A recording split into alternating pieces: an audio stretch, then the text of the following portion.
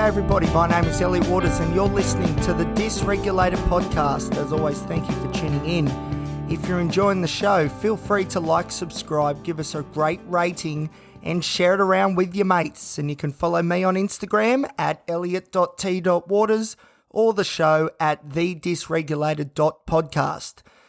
So I'm a little bit nervous as I do this episode because tomorrow is my big meeting at the James Fletcher campus here in Newcastle, the mental hospital, to see if I'm eligible for this non-acute inpatient rehabilitation program. So hopefully we make the grade, because I think we're starting to run out of options, it feels like at the moment, but this one is a particularly good one if we can just get in there. So I thought I would go through the referral that has been given from my doctor to the inpatient service. And let's see, what do you reckon? Do you reckon you'd get me in there? I hope so. 6 weeks to turn a life around. I reckon I'm a great candidate. Anyway, let's see.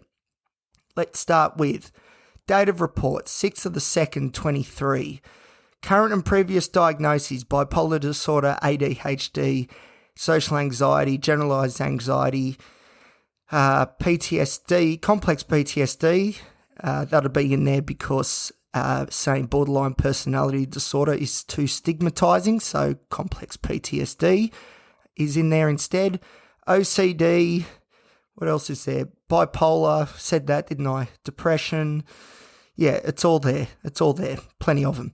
So current presentation: very anxious, struggling to contain his thoughts. That's true. Mental health history: diagnosed bipolar disorder 2019, various medications trialled, recent admission at Maitland Private Hospital under Dr. Willard, medications changed, diagnosed ADHD 2019, put on stimulant therapy, doesn't respond that well, and then I think it says etc., because that is only a little snapshot of what's going on. But anyway, current risk issues, for example, aggression, violence, sexual vulnerability, please detail. Suicidal thoughts, recent end of a relationship causing a huge spike in vulnerability. I would agree with that terminology, yes.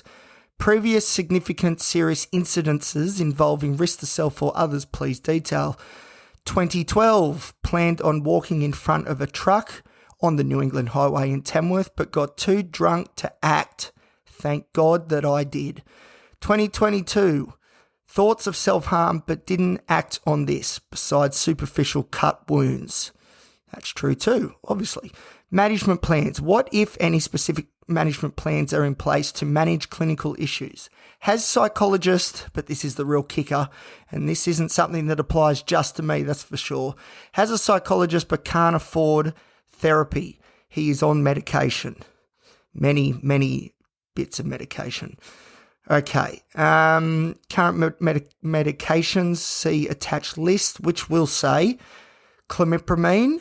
It will also say lamotrigine, quetiapine, at times olanzapine, at times Lyrica, pregabalin, and more recently, the last week or two, some lorazepam as well, the benzodiazepine. All, I must say, have been prescribed by an adequate prescriber. So none of those is me just going out there grabbing it myself. All these have been prescribed recently. Physical health issues, nil concerns, except that I'm very, very unfit. Nil concerns with substance abuse, including alcohol, but maybe a bit of a problem with abusing pharmaceuticals. Anyway, I didn't write this. Nil legal concerns, that is true. Dietary requirements, nil, although I would say high protein, because we're getting back to the gym. Boom, high protein. But besides that, there are no dietary requirements for me. Current financial management arrangements. Independent, but finances are tight, and that is an understatement of the year, but I suppose he's trying to, build me up a little bit as someone who is able to function themselves, just needs a bit of a leg up, which is really how I view it myself. So, self-care, strength, challenges, please detail level of functioning. Well, it says here, honours degree, completed in psychology, strengths, insight, and awareness of my situation, which I think is also a negative at times. Challenges, well, this is me saying this, but everything to do with my psyche is a challenge, all of it. Support network, limited. Recently ended his relationship. Complex and emotional relationship with parents. Regular contact and support from younger sister. She'll love to hear that. If only she listened to this podcast. Anyway, has withdrawn from, what's that say? Doctor's writing is so hard to read. From his usual friends and social contacts. There we go. Yes, and that is true. I've become a bit of a hermit and I don't like it, but it is what it is. Other services involved, including community mental health services, NGOs, psychologists when he can afford it, trying to find another psychiatrist, trying to organise psychodynamic therapy through the Toronto Day Therapy Services Group, which I am. I should be hearing back from them tomorrow, hopefully, as well. There are a lot of things going. There's a lot of moving parts. What outcomes does the referring agent, being my doctor, hope will be achieved by this admission? And he says, a medication review, I've had plenty of them, but let's do it again, a reduction in anxiety, better symptom management, more effective self-management techniques and solutions. Client's acceptance, willingness to undertake inpatient rehabilitation admission, absolutely yes. Yes, very much so. If I could stamp that with my approval again, I would. We are very, very willing and able and accepting of this whole process. We just need to be given the opportunity to get into it and give it our best shot. Exit plan from non-acute inpatient rehab, accommodation supports and arrangements, please detail. Back home, what does that say? Living with, no, not living with, seeing GP, same GP, plus community psychologist. Okay. Not living with my GP. He's good, but no. Hopefully be able to see psychiatrist also. Yes, that's true. Okay. Referring doctor. Very good. So that is the brief outline of my referral to the non-acute inpatient rehabilitation program, the intermediate stay mental health inpatient unit here at the James Fletcher campus, Watch Street, Newcastle. So, yeah, I'm nervous.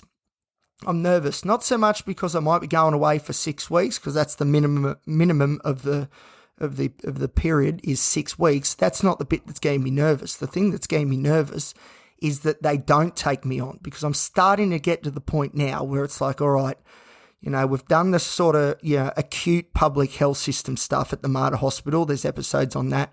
You know, we did 3 to 4 weeks at Maitland Private Hospital. You know, we sort of did that and it didn't quite get us across the line. This, to me, is the logical next step, because this is a step up from Maitland, but at the same time, it's a step down from the acute care at the Mater, which all the acute care does is give you some benzodiazepines and tell you, get on your way. Any other problems come back in, which I used to do, and it'd be the same thing. Here's some lorazepam. Here's some Valium. Here's some temazepam. It's all Band-Aid sort of solutions. So, that isn't going to work here this time. I've outgrown that. We've been there, done that, and got nothing for it. So this is, as far as I can tell, the next step. 6 weeks, non-acute, but a very, very intensive and thorough rehabilitation program. So we'll see how we go. But yes, I'm nervous, because if they don't say that I cut the grade, then I must say I'm not sure where I'm going to go next for help, because something I noticed in Maitland was, there's a lot of, and this isn't rubbishing the people I was with at Maitland. Everyone's got their own stories, and so many of theirs are difficult. All of our stories were difficult, or else why would we be there? But a lot of people were talking to me about, depression, or, they get a bit anxious, and I'm sitting there thinking, yeah, I get those things, but I also get like 6 other labels as well. And I've been on over 25 different medications, and the vast majority have done next to nothing. Like, it felt like at times that I was a bit beyond the scope of the Maitland Private Hospital, the Barrington ward up there that I was in.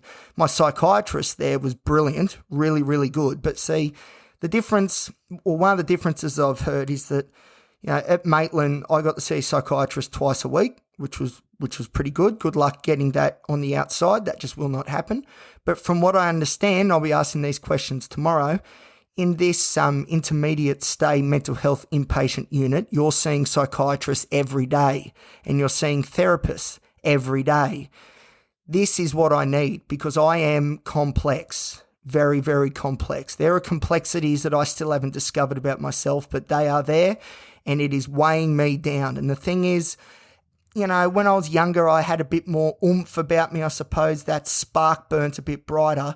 Now we're just bitter, old and jaded and we're worn out and we're tired and I need someone or something to really, pick me up by the shoulders and say, look, we're not going to do the walking for you, but, we're going to help you along the way. Let's go. And I visualize that in my head as being these psychiatrists, these psychologists who it's their role to say, right, Elliot, looks like you faltered a bit this afternoon. What's the story? Let's talk about it. Maybe we can tweak this, tweak that, let's really check in, whenever you're getting those bad feelings and let's come up with a plan that works so you can stop them yourself. And then eventually, automatically, you just do these things. And a lot of it will have to do with things, I'm guessing, like mindfulness. I was talking about the wise mind on the last episode. Those sorts of things and the other techniques I'm going to teach you guys here on the show are the things that need to become habitual and automatic for me for my best chance of success.